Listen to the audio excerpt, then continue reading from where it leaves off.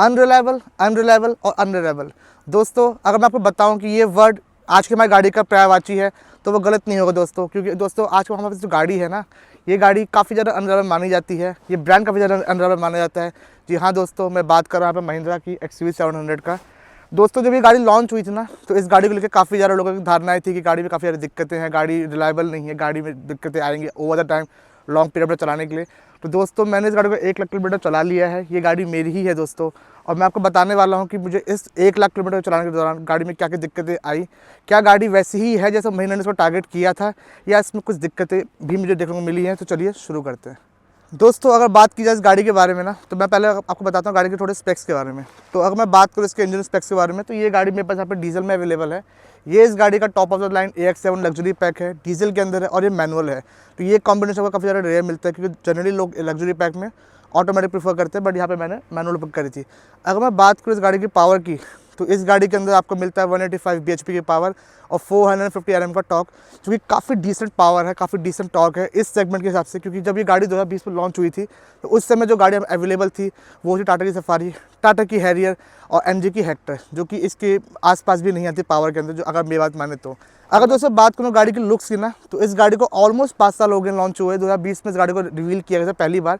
तो उसके बाद सब देख सकते हैं गाड़ी आज 2025 चल रहा है, तो 5 साल हो गए। उसके बावजूद यहाँ पे गाड़ी काफ़ी ज़्यादा फ्रेश फील होती है। गाड़ी में कोई भी मुझे आउटडेटेड एलिमेंट्स अभी लगते नहीं है। गाड़ी काफ़ी ज़्यादा यूनिक और काफ़ी ज़्यादा बल्की सी फील होती है। हाँ, वो बात अलग है कि जब से टाटा ने सफारी को एक फेसलिफ्ट दिया है, उसके बाद से कहीं ना कहीं ये थोड़ी सी फीकी पड़ गई टाटा के मतलब सफारी के सामने।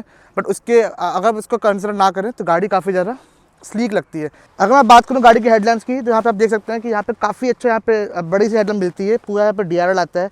यहाँ पे जो LED लाइट्स हमको मिली हैं, ये प्रोजेक्टर के अंदर नहीं है, ये रिफ्लेक्टर बेस्ड LEDs हैं। अक्सर लोगों को दिक्कत रहती है ऐसी लाइट से कि थ्रो कम होता है, बट मुझे नहीं पता महिंद्रा ने यहाँ पे कैसे R&D किया, क्या किया। इसकी थ्रो काफ़ी अच्छा है, रोड काफ़ी अच्छा विजिबल हाथ में हो जाता है, कोई दिक्कत वाली बात कैसी भी रहती नहीं है। अगर मैं बात करूँ अगले एक फीचर की इस गाड़ी के अंदर, तो मुझे जो लगता है तो वो है इसका ग्रिल। ऑल्दो काफ़ी बड़ा ग्रिल है, काफ़ी अच्छा यहाँ पे ओपन स्पेस भी दे रखा है, बट इससे मुझे लगता है कि थोड़ी तकलीफ अगर आपको दिखेगी। तो अगर थोड़ा जूम करेंगे तो आप यहाँ पे दिखेगा कि यहाँ पे काफ़ी ज़्यादा गंदगी बैठ गई है इंजन के रेडिएटर पे, ठीक है, जिससे कि आपको हो सकता है कि ओवर द टाइम आपके रेडिएटर चोक हो जाए या आपके AC में कूलिंग में थोड़ी इफेक्टिवनेस कम हो जाए। ऑल्दो अभी तक मुझे दिक्कत हुई नहीं है, बट अगर आगे होती है तो आपको मैं अपडेट कर दूंगा। उसके अलावा मैं बात करूँ, यहाँ पे फ्रंट कैमरा मिलता है। सेंसर यहाँ पे अभी अवेलेबल नहीं है महिंद्रा के द्वारा, जो कि मुझे लगता है काफ़ी ज़्यादा कॉस्ट कटिंग सी बात है, क्योंकि इनके स्कॉर्पियो एन में अवेलेबल है, बट इसमें वो नहीं आता है। बाकी इस गाड़ी में ADAS भी है, और ये महिंद्रा की पहली गाड़ी थी जिसमें ADAS को ऑफर किया गया था। और उसके हिसाब से अगर मैं बात करूँ, ADAS काफ़ी यहाँ पे अच्छा काम करता है, मुझे यहाँ से कोई दिक्कत लगी नहीं। बहुत लोग बोलते हैं कि हमको ऑटोमेटिक ब्रेकिंग ऑफ करनी पड़ती है ADAS के अंदर, या दिक्कतें होती हैं, बट ऐसी दिक्कत मुझे आज तक हुई नहीं। मैं इसका ADAS हमेशा ऑन ही रखता हूँ और गाड़ी में कोई दिक्कत आज तक ऐसी आई नहीं है। अगर मैं बात करें यहाँ पे फॉग लैंप्स की, तो फॉग लैंप भी यहाँ पे LED ही आता है, यहाँ पे पूरा सेटअप LED का ही है। बस यहाँ पे एक जो दिक्कत वाली बात यह है कि ये जो फॉग होते हैं, जब जैसे हम जब दिल्ली में हैं, यहाँ पर ठंड का मौसम आ गया है, तो अगर मैं ठंड में यहाँ पे फॉग लैंप को ऑन करूँगा तो मुझे फॉग में क्लियर दिखता नहीं है। तो यहाँ पे हेलोजन देना चाहिए था, जो मुझे फील होता है। ऑल्दो यहाँ पे कॉर्नर फंक्शन का भी यहाँ पे LED अवेलेबल है, काफ़ी अच्छा थ्रो है और कोई दिक्कत वाली बात यहाँ पे ऐसा होती नहीं है। अगर मैं बात करूँ इस गाड़ी में 1 लाख चलाने के बाद कोई मुझे अगर मेजर ब्रेकडाउन लगा हो, गाड़ी के अंदर कोई मेजर ब्रेकडाउन हुआ हो, तो ऐसा यहाँ पर हुआ नहीं है। गाड़ी में आज से केवल यहाँ पे टाइम टू टाइम सर्विस होती आई है, गाड़ी में इसके अलावा यहाँ पे कुछ काम हुआ नहीं है। गाड़ी यहाँ पे काफ़ी अच्छी यहाँ पे बनाई गई है।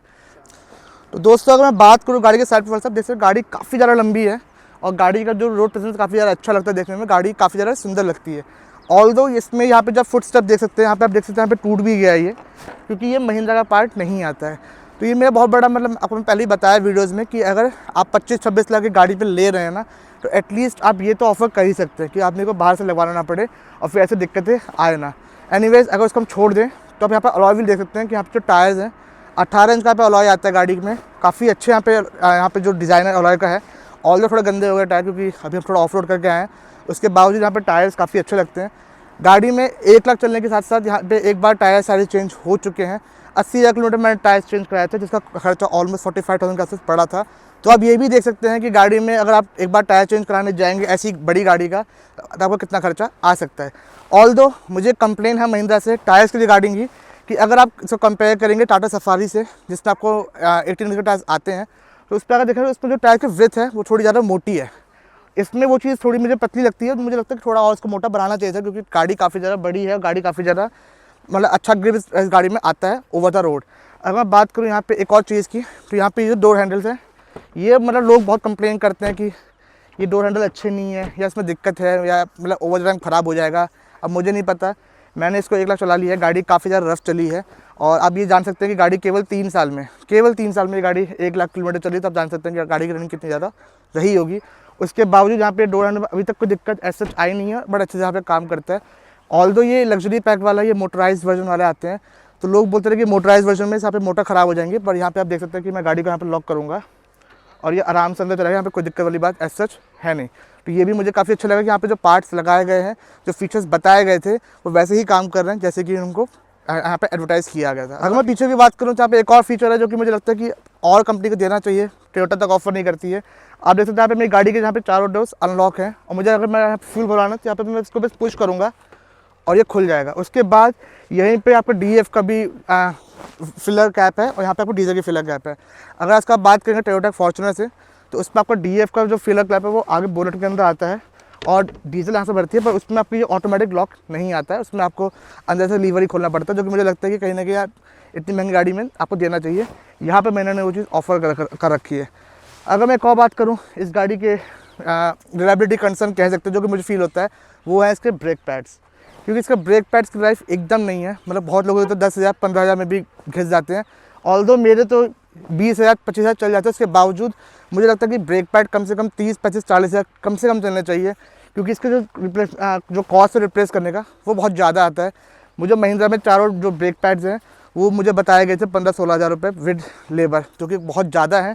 और दूसरी बात, 1 लाख किलोमीटर चलने के साथ ही इनके जो डिस्क पैड हैं वो भी घिस गए हैं, तो मुझे डिस्क भी चेंज करानी पड़ेगी इस गाड़ी की, जो कि एक और पार्ट है जो कि मुझे 20 से 25,000 रुपये कॉस्ट करेगा। तो मुझे लगता है कि इसकी जो मेंटेनेंस है ना थोड़ी सी ज़्यादा महंगी है, थोड़ी सी ज़्यादा मुझे लगता है कि हायर साइड पे है, और इसको थोड़ा महिंद्रा कंट्रोल करना चाहिए।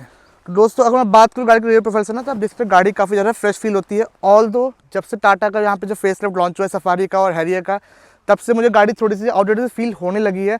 बट अगर उसका आप इग्नोर कर दें तो यहाँ पे गाड़ी काफ़ी ज़्यादा फ्रेश फील होती है। ऑल्दो यहाँ पे भी एक कॉस्ट कटिंग दे सकते हैं, इतनी बड़ी गाड़ी में भी यहाँ पे महिंद्रा ने केवल 2 सेंसर ही ऑफर किए हैं, जो कि मुझे लगता है कि कहीं ना कहीं कॉस्ट कटिंग ही है, क्योंकि यार इतनी महंगी गाड़ी में आप एटलीस्ट 4 तो दे ही सकते हैं, जहाँ पर टाटा जैसी कंपनी 6 ऑफर कर रही हैं। अगर मैं बात करूँ इसका टेल गेट की ना, तो ये टेल गेट जब लॉन्च हुई थी गाड़ी तो काफ़ी इसको क्रिटिसाइज़ किया जा रहा था कि इसका जो टेल गेट है फाइबर का है, लोहे का नहीं है, और ये कहीं ना कहीं गाड़ी की जो सेफ्टी कंसर्न है उसमें लोगों को लग रहा था कि ये ख़राब हो जाएगा। ये गाड़ी आपको बताऊँ मैं कि बलिनो से एक बार हिट हुई थी गाड़ी, मेरी गाड़ी सिग्नल पे खड़ी थी, बलिनो वाला का आगे पीछे से हिट किया था। उसके बावजूद इस गाड़ी में आप देखेंगे यहाँ पे हल्का सा स्क्रैच आ रखे हैं, इसके अलावा कुछ यहाँ पे हुआ नहीं है, और गाड़ी वैसे ही चल रही है, इसमें मैंने कोई रिपेयर वर्क भी नहीं कराया है। तो आप देख सकते हैं कि काफ़ी ज़्यादा ड्यूरेबल ये है, अगर महिंद्रा ने इसको लगाया है तो कुछ सोच के ही लगाया होगा।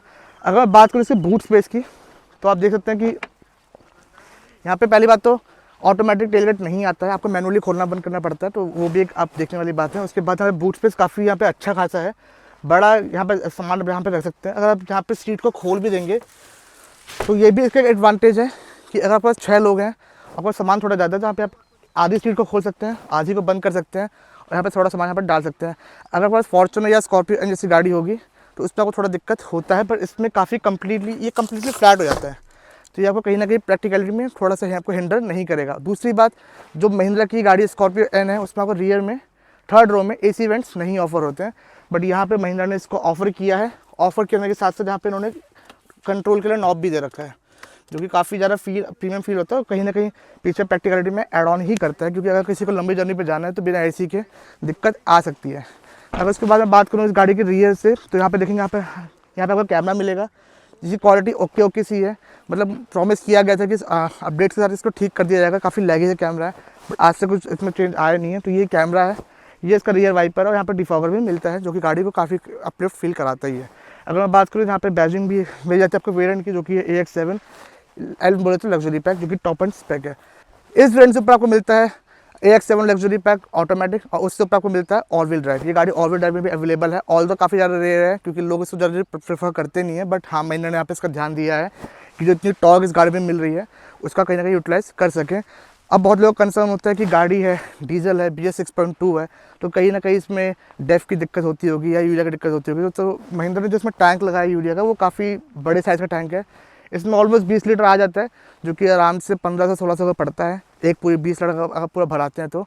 और वो इतना रेंज आपको दे देता है कि आपकी गाड़ी 10,000 किलोमीटर चल जाए।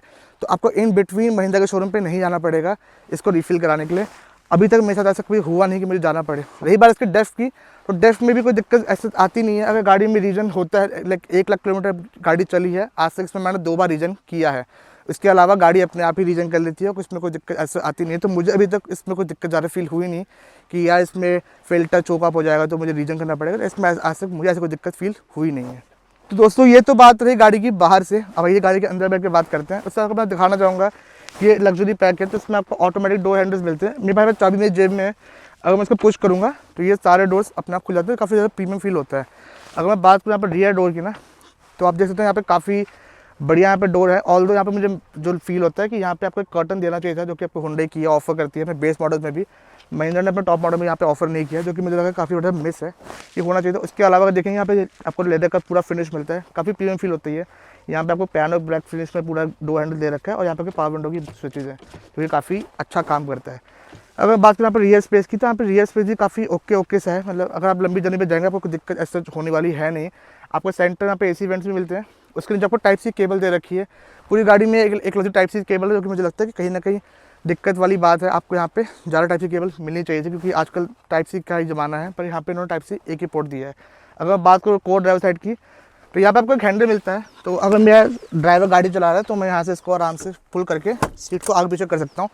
ऑल्दो सफारी में ये फीचर आता है और वहाँ पर ये फीचर इलेक्ट्रिक में आता है, क्योंकि वो गाड़ी कहीं ना कहीं ज़्यादा अपलिफ्ट फील होती है एज़ कम्पेयर टू दिस। इसके अलावा मतलब यहाँ पे मैनुअल आपको भले ही मिलता है, पर ये भी अच्छे से काम करता है। कोई दिक्कत वाली बात यहाँ पे ऐसा है नहीं। अगर मैं इसको एकदम आगे कर दूँ तो यहाँ पे मेरे पास काफ़ी अच्छा यहाँ पे स्पेस है कि मैं आराम से यहाँ पे बैठ सकता हूँ। और यहाँ पे मैं काफ़ी मतलब ठीक ठाक हाइट का बंदा हूँ और मैं थोड़ा मतलब हेल्थ भी ठीक ठाक सी है, तो आप यहाँ पे जज कर सकते हैं गाड़ी को। बाकी इसको मैं चाहूँ तो रिक्लाइन भी आराम से यहाँ पे कर सकता हूँ। उसके बाद मुझे कितनी भी बड़ी जहाँ पे जर्नी में आप ले जाऊँ, मुझे यहाँ पे कोई दिक्कत वाली बात यहाँ पे ऐसा कैसी भी है नहीं। तो दोस्तों ये तो बात है रियर स्पेस की। अब बहुत लोग बोलते हैं कि यार हमारी गाड़ी 50,000 किलोमीटर चली है, उसके पावर मतलब इलेक्ट्रिसिटी में आवाज़ आने लगी है। तो यहाँ पे देख सकते हैं कि यहाँ पे 1 लाख गाड़ी चली हुई है और सीट यहाँ पर आराम से अच्छा खासा आराम से चल रही है। कोई यहाँ पे आवाज़ आ नहीं रही है, काफ़ी स्मूथ है।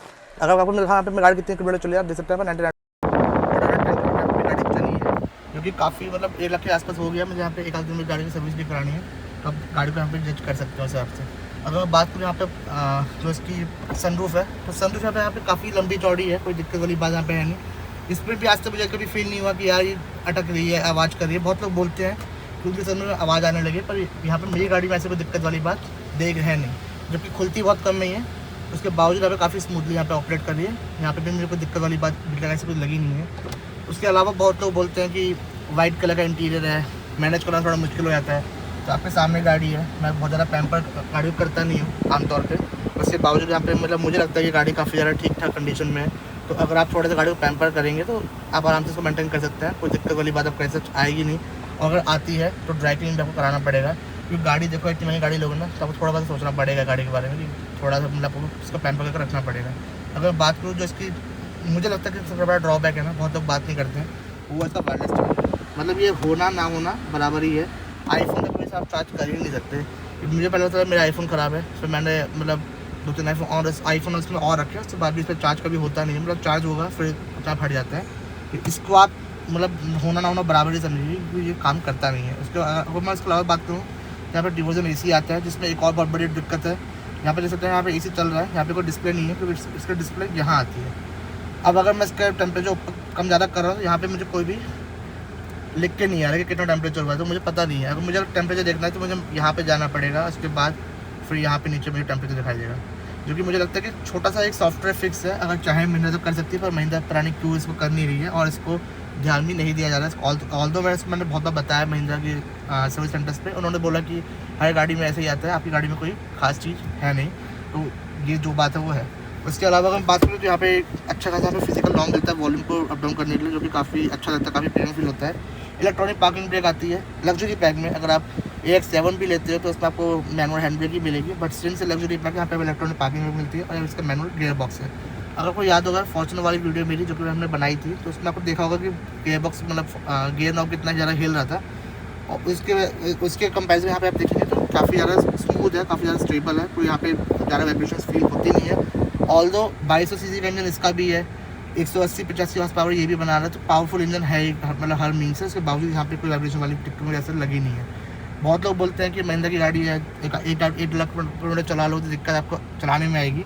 तो आप देख सकते हैं कि यहाँ पे मेरा क्लच भी अभी स्टॉक ही है, मतलब इस पर भी मैंने कुछ काम कराया नहीं है। उसके बाद भी काफ़ी मतलब ठीक ठाक वेट है इसका, बहुत ज़्यादा वेट भी नहीं है, बहुत ज़्यादा लाइट भी नहीं है, तो गाड़ी काफ़ी ज़्यादा अच्छी कंडीशन में है। अगर मैं आपको बताऊँ थोड़ा चला के गाड़ी को, तो आप देख सकते हैं कि यहाँ पे मैंने वैसे क्लच की गाड़ी उठाऊँगा, गाड़ी आराम से यहाँ पे उठ जा रही है। अब मुझे कोई भी मतलब यहाँ पे एबनॉर्मलिटीज दिख नहीं रही गाड़ी के अंदर। गाड़ी बाकी आप देख सकते हैं कि थोड़ी ऑफ रोड पर चल रही है। उसके बाद भी सस्पेंशन की जब नॉइज़ पकड़ लोग बताते हैं कि बहुत ज़्यादा नॉइस इस गाड़ी है, वो भी आपको देख सकते हैं। सस्पेंशन भी स्टॉक है, जो कंपनी से वही सस्पेंशन है। आज तक मैंने इस पर कुछ काम कराया नहीं है, और काफ़ी ज़्यादा कंपोज गाड़ी लग रही है। अगर आप देखेंगे यहाँ पे जो इसके ब्रेकिंग वगैरह है, तो आपको मैं बताया था कि ऑल्दो इसके जो ब्रेक पैड से बहुत जल्दी घिस जाते हैं, बहुत ज़्यादा दिक्कत वाली बात है, बट उसके बावजूद यहाँ पे जो इसके ब्रेक्स हैं वो काफ़ी ज़्यादा अच्छे से काम करते हैं, आप देख सकते हैं। तो ये कुछ इसके ब्रेक्स हैं जो कि काफ़ी मतलब ठीक है। और इसमें एक और फीचर आता है कि अगर मैं झटके में ब्रेक मारूंगा तो यहाँ पे हैज़ार्ड लाइट अपना ऑन हो जाती है, मैंने ऑन की नहीं है, अपना आप ऑन हो गई है। और यहाँ पे मतलब इसके मतलब गाड़ी को फील आता है कि पीछे कोई मतलब कुछ आगे में ऑब्स्टेकल है, जिसके कारण गाड़ी में की मुझे ब्रेक मारी है, तो ये सब चीज़ें होती हैं। अगर मैं बात करूँ इसके अलावा जो मुझे चीज़ पसंद नहीं है वो है इसका IRVM। मतलब 25-26 लाख की गाड़ी लेने के बाद भी अगर किसी को ये मैनुअली एडजस्ट करना पड़े, तो मुझे लगता है कि इससे बड़ा वो ना ही दे। अगर कैमरा को देखेंगे तो देख सकते हैं कितना ज़्यादा लैगी सा फील होता है। तो ये इसका कुछ कैमरे क्वालिटी जो मुझे लगता है कि थोड़ा सा इसको इम्प्रूव करना चाहिए था, क्योंकि पैसा हमने बहुत ज़्यादा दिया है पर हमको वो चीज़ मिली नहीं है। बहुत लोग बोलते हैं कि जो इसके स्पीकर्स हैं वो भी इतने अच्छे क्वालिटी के नहीं है, बट मुझे इसमें कोई दिक्कत ऐसे फील होती नहीं है। स्पीकर्स की क्वालिटी यहाँ पे काफ़ी अच्छे है।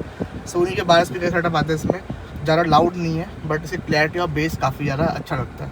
तो दोस्तों यही कुछ मेरा एक्सपीरियंस रहा है इस गाड़ी से अभी तक, और मुझे लगता है कि गाड़ी काफ़ी ज़्यादा रिलायबल है, काफ़ी ज़्यादा वर्थ इट है। अगर आपको ये गाड़ी लेनी है तो आप ले सकते हैं। ऑल्दो इसमें जो एक चीज़ सोचने वाली बात है वो ये है कि अब इस गाड़ी का फेसलिफ्ट एक्सपेक्टेड है एनी टाइम सून, हो सकता है अगले साल तक आ भी जाए।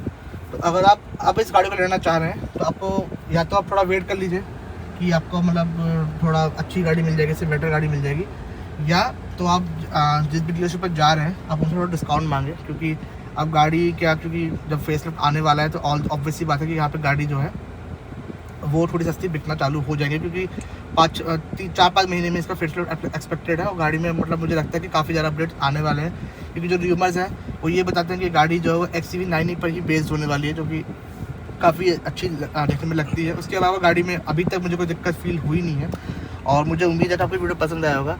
अगर आपको वीडियो पसंद आया तो आप वीडियो को लाइक करें, चैनल को सब्सक्राइब करें, और आप मुझे कमेंट जरूर बताएं कि अगर आपको आज के रेट में ये गाड़ी 22-23 लाख रुपए में मिले तो क्या आप इसे कंसिडर करेंगे या किसी और गाड़ी पर जाना चाहेंगे।